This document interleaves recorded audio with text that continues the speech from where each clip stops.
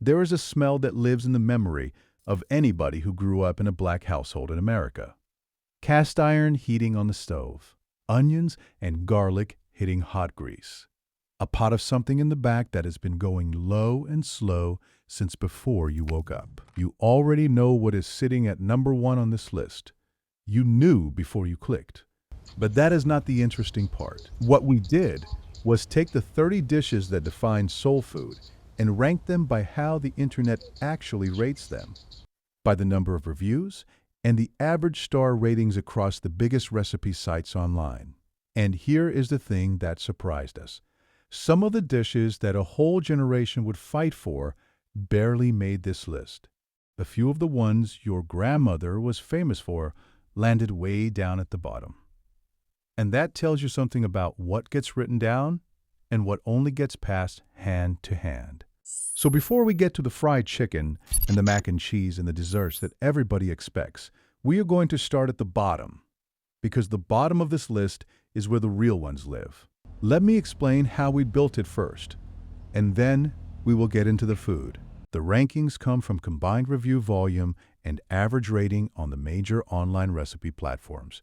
That means the more people cook a dish at home and post about it, the higher it tends to climb, which is why the big mains and the sweet stuff dominate the top.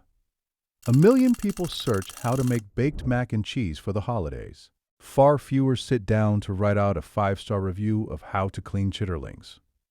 That does not mean the quiet dishes are loved less. It usually means they were never written down at all.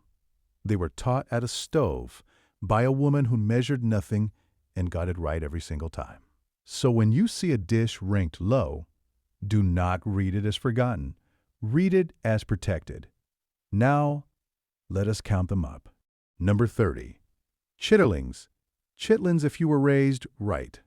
This is where we have to start, because this is the dish that separates the people who know from the people who only think they know.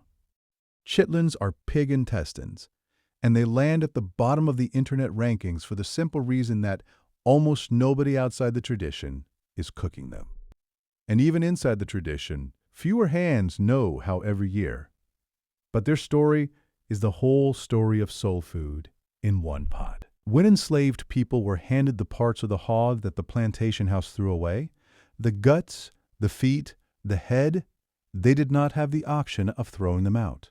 They cleaned them, they seasoned them, and over generations, they turned the garbage of one people into the Sunday pride of another. That is the entire origin of this cuisine right there. Cleaning chitlins is an all-day act of love. The smell fills the whole house, and everybody complains about it, and everybody shows up to eat. If your family still makes these, you are holding a rope that stretches back 200 years. And here is the part younger cooks miss. Cleaning them right is the whole art. You pull the membrane, you rinse them again and again, you soak them, and only somebody who was taught properly knows when they are truly ready. Get it wrong, and nobody at that table will ever trust your cooking again. Get it right, and you have earned a respect that money cannot buy. Do not let it go. Number 29. Sweet potato biscuits. These sit low on the list because the plain buttermilk biscuit became the default, and the sweet potato version got quietly folded into the background of Southern baking. But there is real history in that orange dough. The sweet potato was one of the few crops enslaved and freed black families could reliably grow and store through the winter, so it worked its way into everything: the pies, the pones, and yes, the biscuits. Mashed sweet potato in the dough makes a biscuit that is a little softer, a little sweeter, a little more forgiving when you are cutting it by hand at 5 in the morning. Split one open hot and drop a piece of country ham inside, and you understand why this was breakfast on a cold morning when there was not much else in the pantry. The color alone tells you something.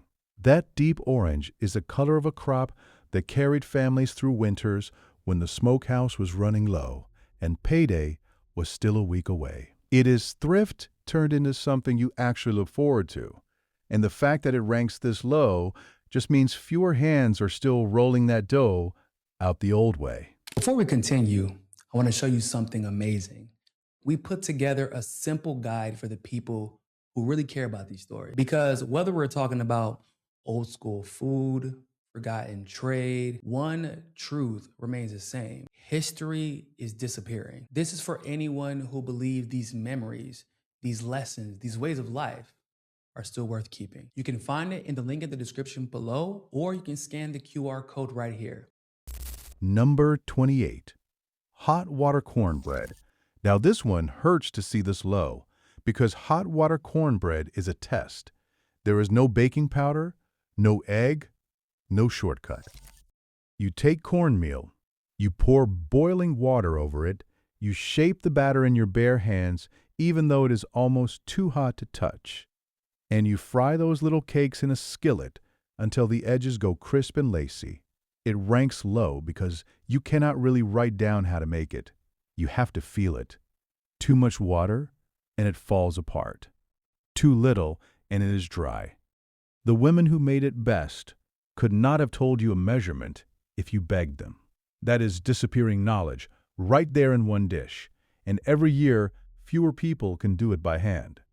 There is a reason it goes with everything, too. A crisp hot water cornbread cake is built to be dipped into the pot liquor from the greens, into the juice from the beans, into whatever is rich and dark on your plate. It was the utensil before there were enough utensils. The thing that made sure not one drop of flavor got left behind. If you can still make it, hands and all, you are keeping something alive that no recipe card can save.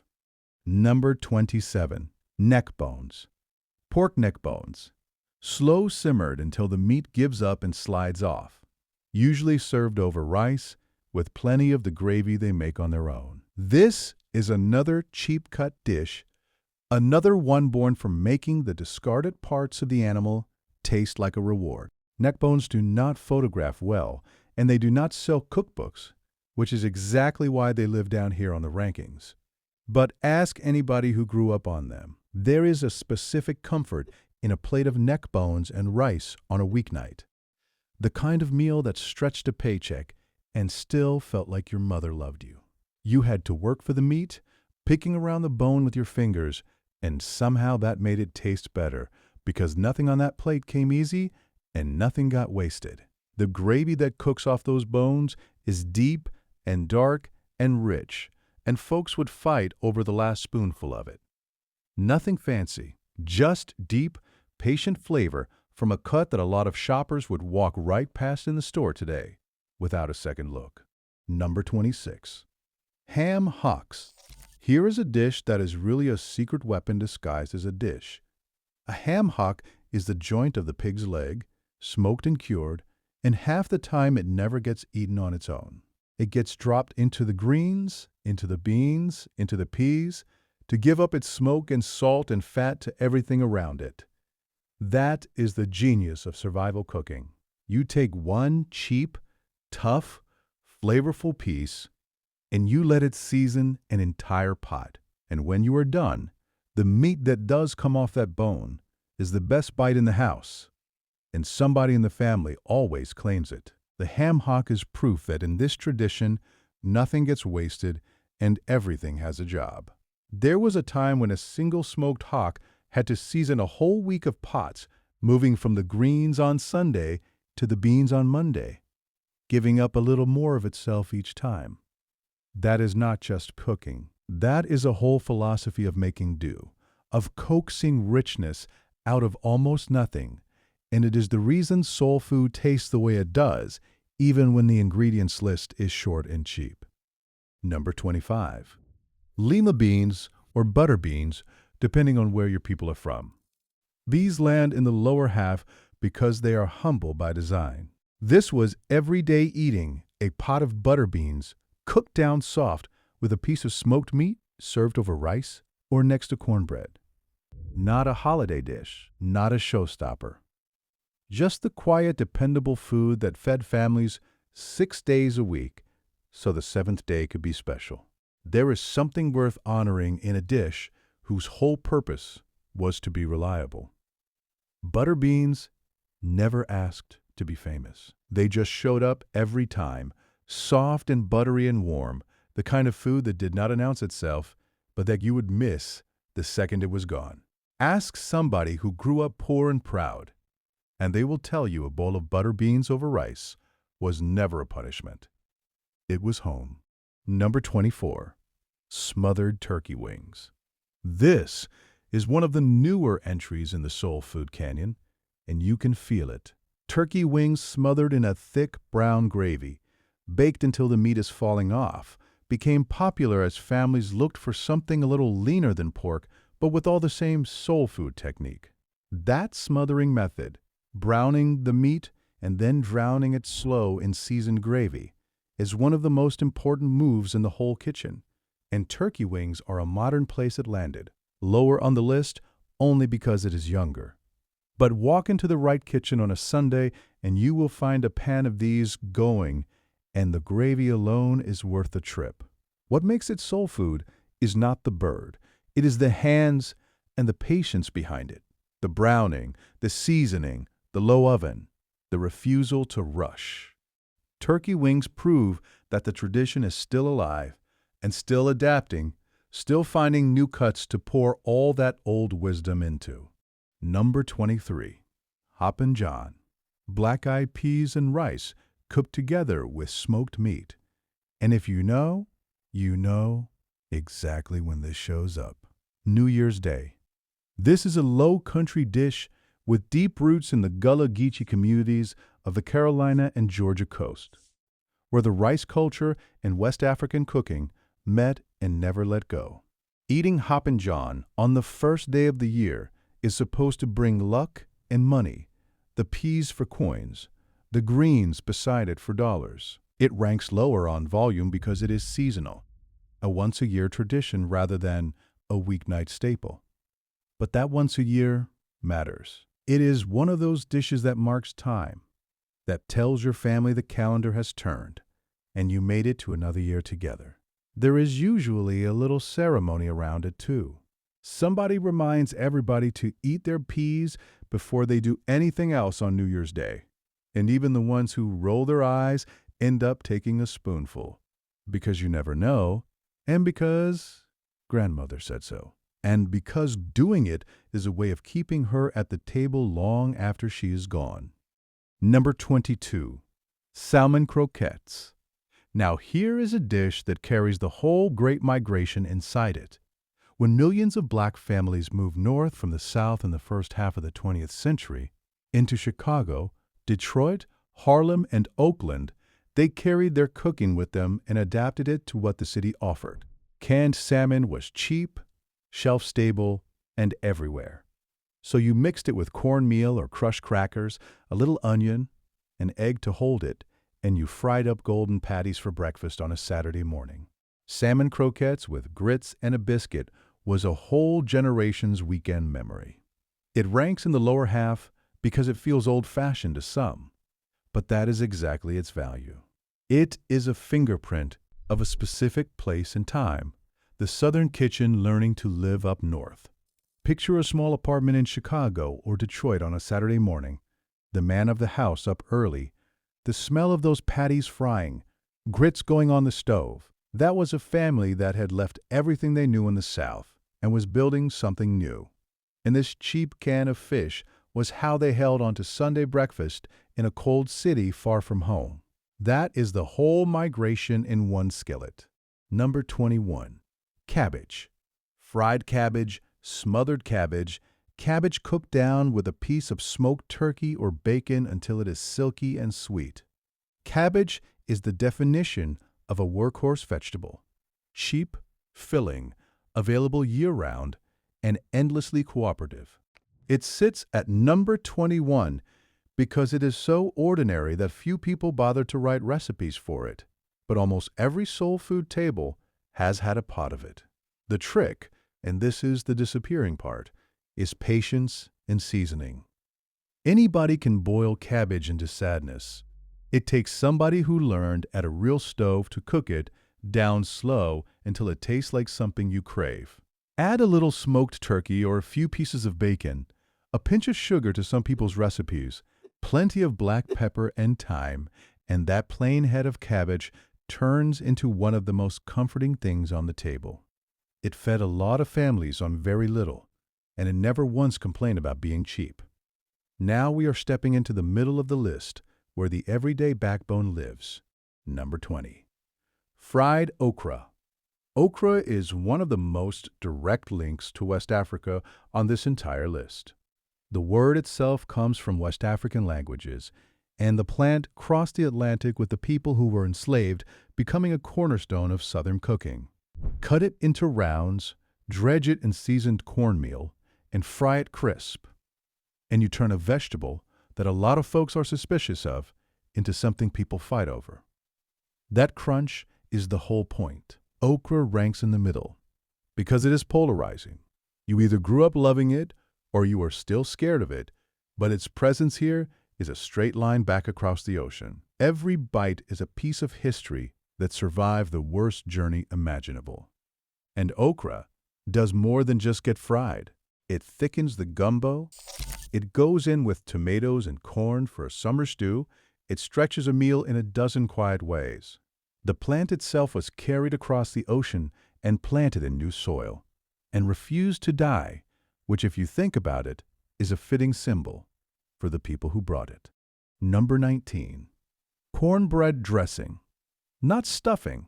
We need to be clear about that because this is a debate that has ended friendships. Southern cornbread dressing is baked in a pan made from crumbled cornbread broth, onion, celery, sage, and often a little chicken. And it is soft and savory, and it belongs on the holiday table next to the turkey. It ranks here because it is seasonal, mostly appearing at Thanksgiving and Christmas, but for those occasions it is non-negotiable. Every family has their version, and every family is certain theirs is correct. The recipe usually is not written down anywhere. It lives in one aunt's head, and the year she cannot host is the year everybody realizes they never learned exactly how she did it. Learn it now while you still can. Because dressing is one of those dishes that is almost never made the same way twice, unless one person is guarding the tradition. Some families put in oysters, some put in giblets, some keep it plain and let the sage do the talking. However your people make it. That pan of dressing is a signature, and losing the recipe means losing a little piece of who the family is. Number 18. Green beans with potatoes. Fresh green beans, snapped by hand, cooked long and slow, with red potatoes and a piece of smoked ham hock, until the beans go soft and take on all that smoke. This is not the crisp, bright green bean of a fancy restaurant. This is the Southern way, cooked down until they are tender and rich, and if you serve them any other way to somebody who grew up on these, they will let you know about it. The disappearing knowledge here is the snapping and the patience. A whole afternoon on the porch, snapping beans and talking, was its own kind of ceremony. The dish tastes like the time somebody put into it, and there is something the young folks with their crisp, barely cooked beans will never quite get. Cooked down soft is not a mistake. It is the point. Those beans have taken on the smoke and the salt and the fat of the meat until every bite carries the whole pot. That takes hours, and the willingness to let something sit and become itself, which might be the most soul food idea there is. Number 17. Smothered chicken and gravy. Chicken pieces browned hard in the skillet, then simmered low in an onion gravy made from those same pan drippings until the meat is tender and the gravy is thick enough to stand a spoon in. This is Sunday food. This is the smell that greeted you when you walked in the door after church, served over rice or with a side of mashed potatoes. To catch all that gravy, it ranks in the middle because smothered chicken competes with its more famous cousin, fried chicken, for attention. But anybody who knows will tell you a properly smothered chicken falling apart in that dark gravy is every bit as much of a love language. Number 16. Meatloaf. You might not think of meatloaf as soul food, but the soul food version is its own thing, and its roots run straight through the Great Depression and the Great Migration. When money was tight, You stretched a little ground meat with breadcrumbs, onion, egg, and seasoning, and you fed the whole family from one pan. The soul food meatloaf sets itself apart with a sweet and tangy glaze on top, usually ketchup-based, and a level of seasoning that would put a plain diner meatloaf to shame. It ranks in the middle because it is common across a lot of American kitchens, but the seasoned, glazed soul food version earned its place at this table honestly, born from making a little go a long way. Number 15. Red beans and rice. This one comes straight out of New Orleans and Louisiana, and it comes with a schedule. Traditionally, red beans and rice was Monday food, cooked slow all day while the household did the washing, using the ham bone left over from Sunday dinner. That is, survival cooking and smart cooking at the same time. Nothing wasted. The whole day's meal simmering itself, while the real work got done. Kidney beans cooked down creamy with the trinity of onion, celery, and bell pepper, plus smoked sausage and that ham bone served over white rice. It ranks solidly in the middle because it has crossed over into the mainstream, but its soul is pure Louisiana black cooking. And if you are still cooking a fresh video like this one, quick favor before we keep going.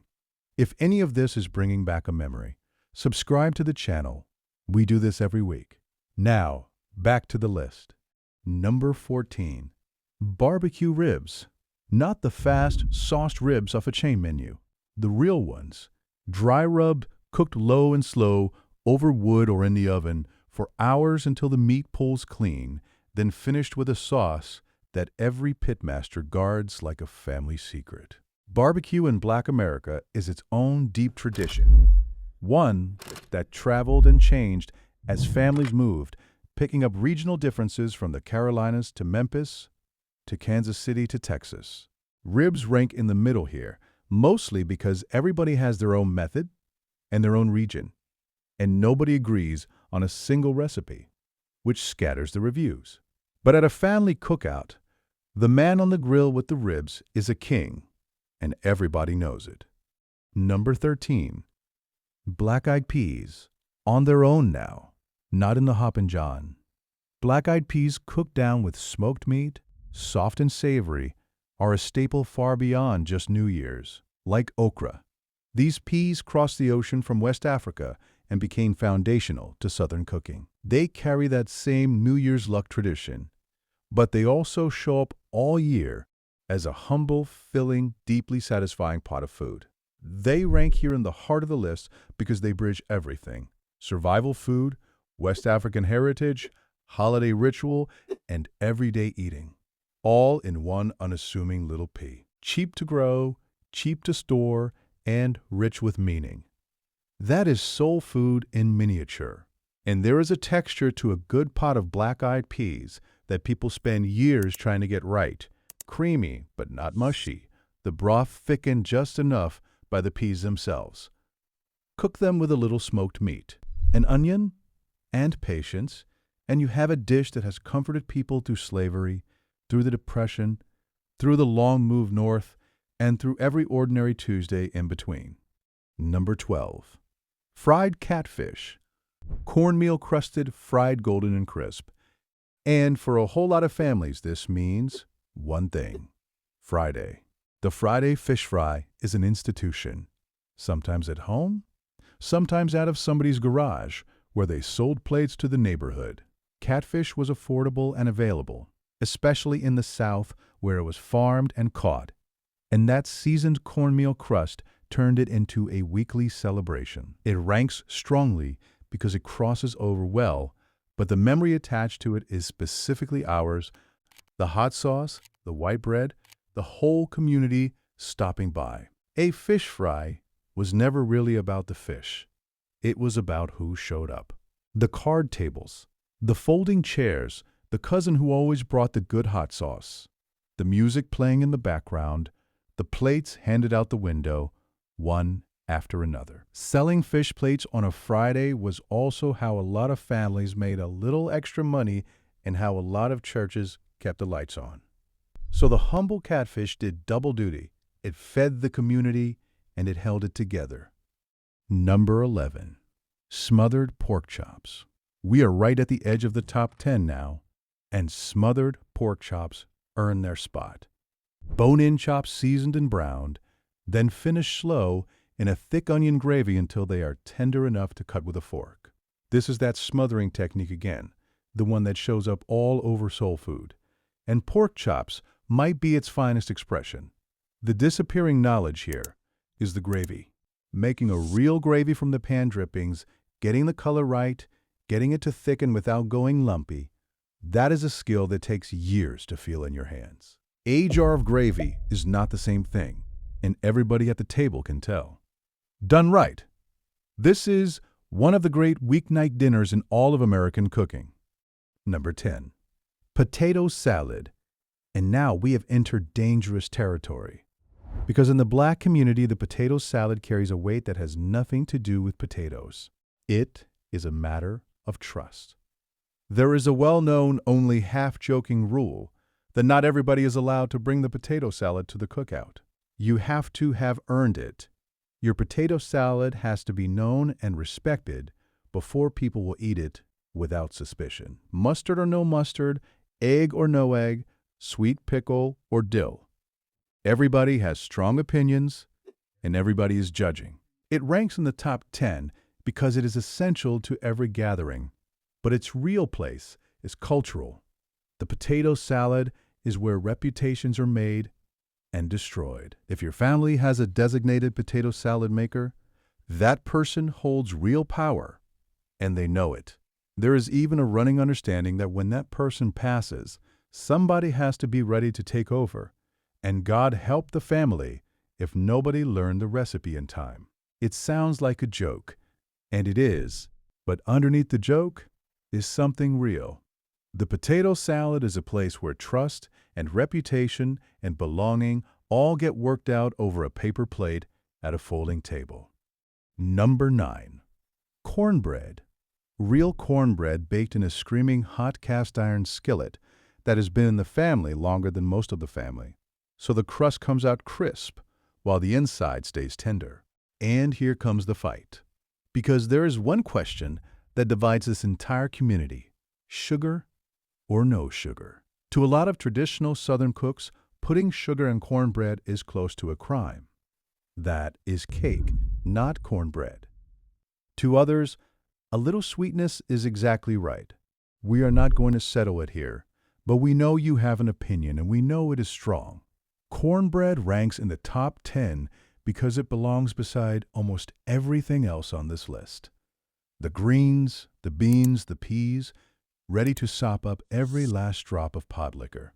That cast iron skillet is the disappearing knowledge. Season it right, never wash it wrong, and pass it down. Number 8. Candied yams, sweet potatoes, really sliced and baked down in butter, brown sugar, and warm spices until they are soft and glossy and almost a dessert, pretending to be a side. This is a holiday cornerstone. No Thanksgiving or Christmas table in the tradition is complete without a pan of candied yams. And the sweet potato itself, as we talked about earlier, was one of the crops that fed black families through hard winters for generations. So this dish carries both the survival history and the celebration. It ranks high because the holidays drive enormous volume. Everybody is searching for it every November, and because when it is made right, sticky and rich and spiced. It is one of the most beloved things on the whole table. And there is a real skill to it that gets overlooked. Too much sugar and it collapses into pure syrup. Not enough time and the potatoes stay firm and starchy. The good ones sit right on the line between a side and a dessert. Glossy and tender, spiced with just enough nutmeg to make the whole kitchen smell like Thanksgiving morning. Number 7. Oxtails. Now we are talking. Oxtails have gone from one of the humblest cuts imaginable to one of the most sought after and expensive. And that journey tells you everything. This is the tale of the cow, tough and full of bone and connective tissue, exactly the kind of cut that got handed to people who had no other choice. So they did what this tradition always does. They cooked it low and slow for hours until that tough meat turned silky and rich, and the gravy it made was liquid gold spooned over rice. There is also a deep Caribbean thread here. Oxtails are beloved across the islands, and as those communities settled in cities across America, the traditions blended. Oxtails rank this high because they are now a genuine delicacy, the dish people request for their birthday, the reward at the end of a long braise. Scraps turned into royalty. That is the whole story. And it is a little bittersweet, too, because the same families who cooked oxtails when they were nearly free now watch the price climb higher every year as the rest of the world catches on to what they knew all along. The cut that used to be a poverty food is now the special occasion splurge. But the method has not changed. Low, slow, and seasoned by feel until the house smells like Sunday and the meat falls off the bone. Number 6. Collard greens. If any single dish is the soul of soul food, it might be this one. A big pot of collards cooked down for hours with a smoked ham hock or smoked turkey until they are tender and dark and swimming in that broth. And that broth has a name: pot liquor. The vitamin-rich liquid the greens cook down into, and you do not throw it out. Ever. You sop it up with cornbread, or you drink it straight. Because that is where half the goodness lives, and the old folks knew that long before any nutritionist confirmed it. Greens connect straight back to West African cooking traditions, and they carry the survival story, the migration story, and the wisdom story, all at once. Collards rank near the very top because they are a nearly universal presence at the table, and because the knowledge of how to cook them right, low and slow, seasoned by feel, never wasting the pot liquor, is exactly the kind of knowledge worth protecting. Number 5. Sweet potato pie. Do not ever confuse this with pumpkin pie. That is the first rule, and to a lot of people, it is a point of real pride. Sweet potato pie is smoother, denser, spiced with nutmeg and cinnamon, and for many black families, it is simply the pie of the holidays and the pie of the repast, the meal after a funeral, the pie that shows up whenever the family gathers for something that matters. Its roots go back to that same reliable sweet potato that fed people through the hardest times, elevated over generations into a dessert that carries genuine emotional weight. It ranks in the top 5 because the holidays drive massive interest and because, for the people who grew up on it, there is no acceptable substitute. Pumpkin is fine for other folks. This is ours. Number 4. Banana pudding. Layers of vanilla pudding, vanilla wafers, and sliced bananas, sometimes topped with meringue, sometimes with whipped cream, chilled until the wafers go soft and cakey. Banana pudding is the dessert that shows up at everything: the cookout, the church function, the family reunion, the repast. It is the one somebody always makes in a giant dish because they know it will disappear. It ranks this high because the volume online is enormous. Everybody makes it, and everybody rates it, and because it is pure comfort and pure nostalgia in a bowl. There is nothing survival about banana pudding. It is joy food, celebration food, the sweet reward at the end of the gathering. And the debate over wafers versus meringue versus whipped topping is one more argument this community will happily have forever. Number 3. Peach cobbler. We are into the top 3 now. The ones you knew were coming. Peach cobbler, warm from the oven, the fruit bubbling up sweet and cinnamon spiced through a golden crust, best served with a scoop of vanilla ice cream melting on top. The South is peach country, and cobbler was the natural way to turn a summer's abundance into dessert, a dish that stretched simple ingredients into something that tastes like a celebration. It ranks in the top 3 because it is beloved, because it is the classic ending to a Sunday dinner, and because the smell of it baking is one of those instant time machines that drops you straight back into a childhood kitchen. Some make it with a lattice top, some with a thick biscuit crust, and everybody's grandmother made the best one. Number 2, macaroni and cheese. And here is where we have to settle another debate, because in the black community, mac and cheese is not a side dish. It is a main event, and calling it a side to somebody's face at Thanksgiving is a good way to start something. This is not the stuff from the box. This is baked mac and cheese, layers of pasta and real cheese, and a custard of egg and milk, baked until the top goes golden and the inside is rich and set. It has surprisingly deep roots in American history, tied to enslaved cooks in early presidential kitchens who helped introduce and refine it, and it grew into the dish that anchors every holiday table in the tradition. It ranks at number 2 because the review volume is staggering. Everybody makes it, everybody has a version, and everybody's version is the correct one according to them. The macaroni and cheese is the centerpiece. Everything else on the holiday table is just keeping it company. And that brings us to number 1.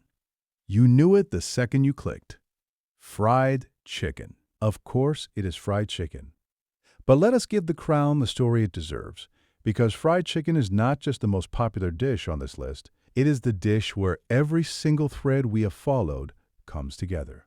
The survival origins, when frying chicken became a way to prepare the one animal enslaved and freed black families could often keep and raise for themselves. The disappearing knowledge in the seasoning done by feel, the buttermilk soak, the exact heat of the grease in a cast iron skillet passed down through generations, the sound you listen for to know it is ready.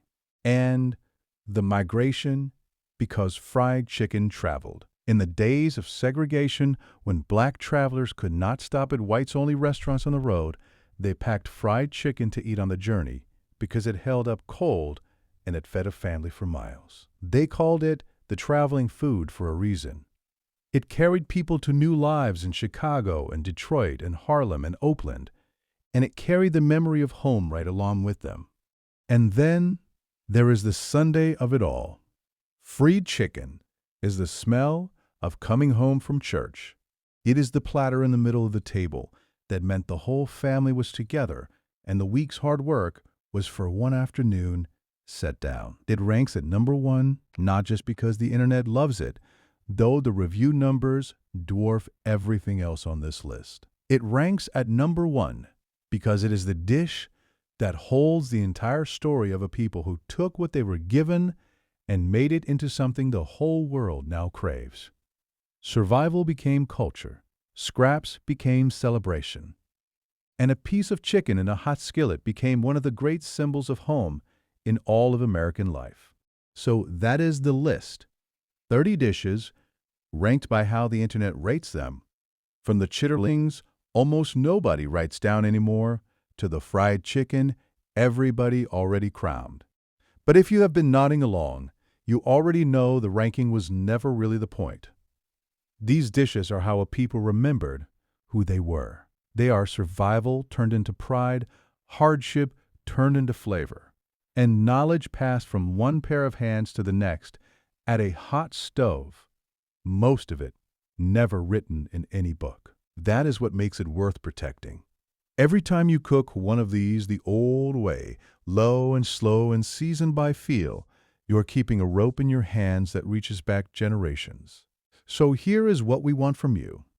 Down in the comments, tell us the one dish your grandmother made that we ranked too low, the one that should have been higher, the one nobody makes quite like she did. Because those comments are how this knowledge stays alive, and honestly, that conversation is the best part of doing this. If this brought a memory back, subscribe and come sit at the table with us next week when we open the time machine again. Until then, save your pot liquor, season by feel, and keep the cast iron seasoned. We will see you next Sunday.